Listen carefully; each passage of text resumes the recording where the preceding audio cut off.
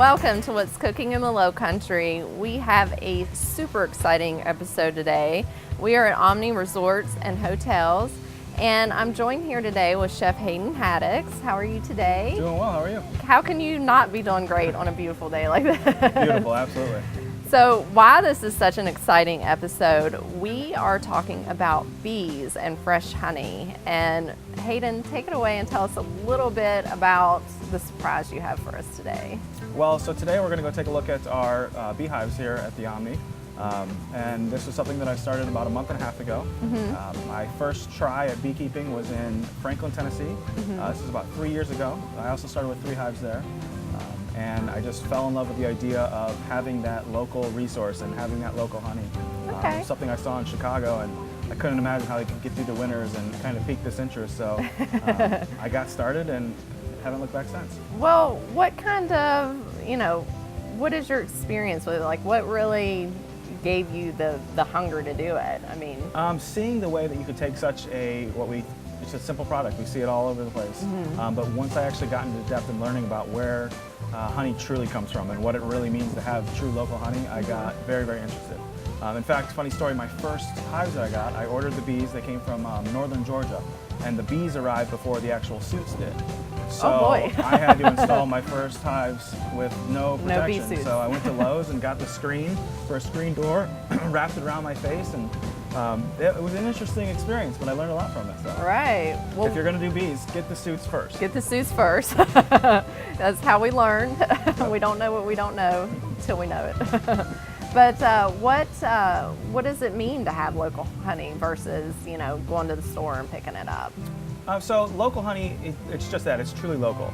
And it's very hard to really know if you're getting real local honey. So I like to go by, if you're gonna buy it from a guy that looks like he has beehives, that's local honey. If they don't take credit cards, even better.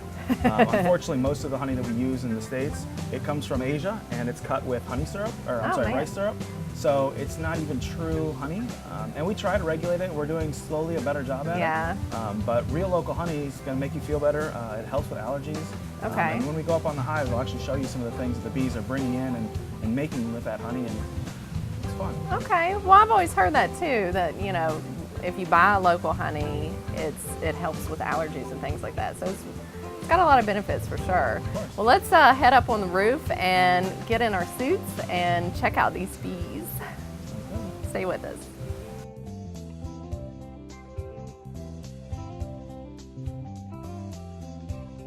We are back to What's Cooking in the Low Country. I'm here with Chef Hayden. We are on the roof at Omni Resorts, and we are standing in front of and around about 90,000 bees.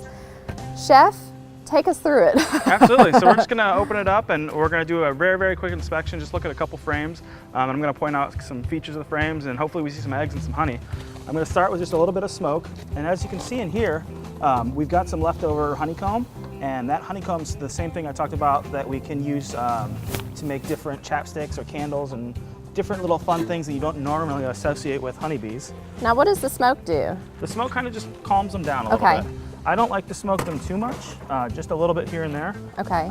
But the later in season we get and the more honey they have to protect, the more aggressive they are. Right now they're very, very calm.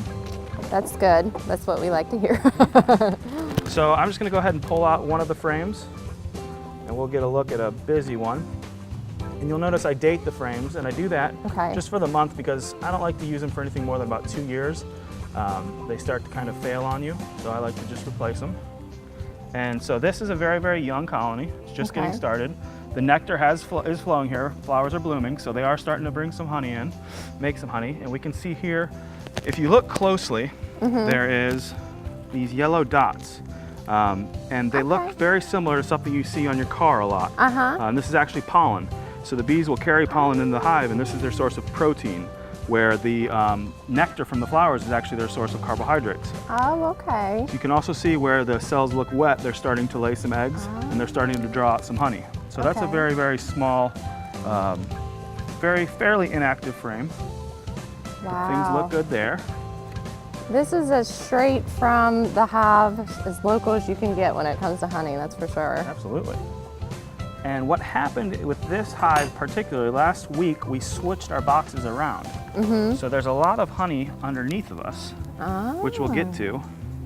Now, how much honey do you think this will produce between your 3 hives within a span of say a year? I plan and prepare for each hive to do at least 1 5-gallon bucket of honey per year. Okay. And it can completely change. Like I said, this is my first year here in South Carolina. Uh-huh. In Nashville, if we had a really, really good spring, I could almost get double that. Okay. With the same thing, if we had a really, really rough winter, you could be not so lucky. Wow. So we'll come over here and see if I can show you some good honey to try. Yum. And with your first year, you don't want to get crazy and give away too much honey and steal from them. Honey exists for them to make it through the winter. But after your first year, you can really start to harvest. Now, how did you get all of this started? Like, to get the bees to come to pollinate? We actually ship them in. They came from North Georgia, and they come through the regular mail system. Wow. So what I'm going to do is I'm going to pop this here. Oh, wow. And you can see that's actually honey. And then you can see here in the center, these are babies. This end here that looks almost like a bullet, that's a boy bee, that's a drone bee. So here are just regular worker bees, and here we have a drone bee. Oh, very cool. And what we can do is, I'm going to pass this to you. Okay. You can go ahead and step back and unzip your shirt a little bit, and you can try as raw of honey as you could possibly ever have. Oh, I'm excited.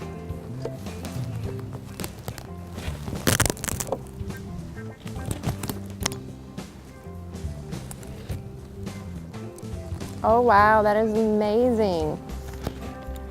That tastes nothing like what you get in the grocery store. It's so pure and simple and delicious. Oh, wow. And the flavors will change through the year as the bees are harvesting nectar from different plants and different flowers. So you hear a lot of orange blossom honey. Well, that comes from Florida, from where they're growing all the oranges. Okay. So the first year, it's going to be interesting. I'm going to sample honey maybe every 2 to 3 weeks and kind of see where the flavors come from. And I've heard something very interesting happens from the nectar from palm trees when they're blooming as well. So I'm excited to get through the first year. This is very exciting. This is new, but this is going to become something huge for you guys. I'm so excited. Absolutely. Thank you so much for sharing this with us. We're going to go check out and see what we can do with this honey. Stay with us. Welcome back, and that was so much fun. That was such an exciting experience. Thank you so much for sharing it with us. You're very welcome. That was so cool. Well, let's talk a little bit more about what you guys do once you harvest the honey, how you all use it in the restaurant. Okay, so this is a good example of what some raw comb might look like. The honey that we're actually going to use to cook with and taste, we'll actually spin it out through a centrifuge. But this is if I were to actually cut a section of honey right off the frame. Okay. And one of the items we've got for you here right now are, we call them our energy bites. And it's a no-bake cookie, so we don't actually apply any heat in the process. And we do that on purpose. Okay. We want to let the honey shine. We want you to taste all those flavors. And this has become a really popular little snack treat. Oh, wow. You can also flatten these out and cook them and get a little crisp on them. But we don't like to do that because, again, we want the honey to really shine. It shines. That is delicious. Yeah. And what else goes into this to make it energy? So we've got oatmeal, we've got quinoa, we've got flax seeds, we've got a lot of good grains in there that are, you're going to eat them and you're going to feel good afterwards. Yeah. We've got some dark chocolate in there as well. This is delicious. Good. And then on the other end of that spectrum, we've got a raw honey margarita. And this is one of the unique things that I think is underdone in every bar in America. Honey is a great sweetener, and it's natural, and so just honey, lime juice, and a little bit of ice, and margarita. You got your tequila in there. Wow. Which also makes you feel good. Yeah. So that can be a tasty drink. And then another way we actually like to use honey is we can serve it just like this, with a knife and a cracker, and just try it.